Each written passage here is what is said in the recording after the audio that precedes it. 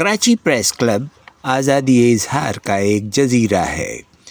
یہ Hyde park ہے۔ اس ریاست کے جبرن سے نکلنے کا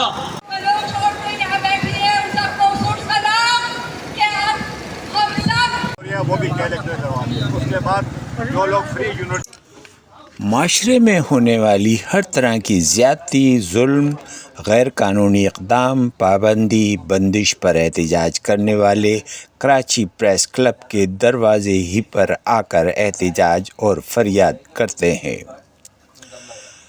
پریس کلب کے ممبران، صحافی، نمائندے، اخبار نویس، بلاگر، لکھنے والے، فوٹوگرافر اس ظلم پر پابندی کے خلاف آواز اٹھاتے ہیں۔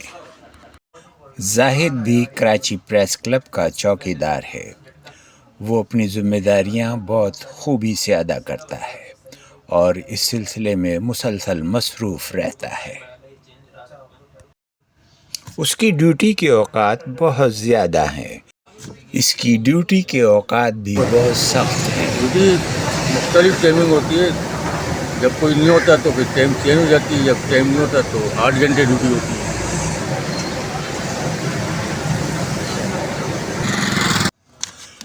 کراچی پریس کلب صحافیوں کی کمیونٹی کی ایک تنظیم ہے۔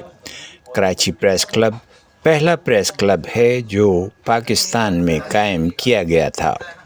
یہاں کی ایک اچھی روایت یہ ہے کہ یہاں ہر سال انتخابات ہوتے ہیں۔ اس کا پہلا الیکشن 1958 میں ہوا تھا۔ IH برنی اس کے پہلے منتخب صدر تھے۔ پریس کلب پر کئی حملے بھی ہوئے ہیں۔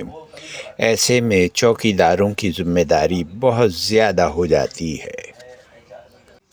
ان حملوں میں پریس کلب کے ملازمین اور کئی صحافی بھی زخمی ہوئے ہیں۔ یہ کارروائی صحافی برادری کو خوفزدہ کرنے کے لیے کی جاتی ہے، لیکن اس کے باوجود کراچی پریس کلب کے یہ محافظ ایک آئینی دیوار بنے کلب کی حفاظت کرتے ہیں۔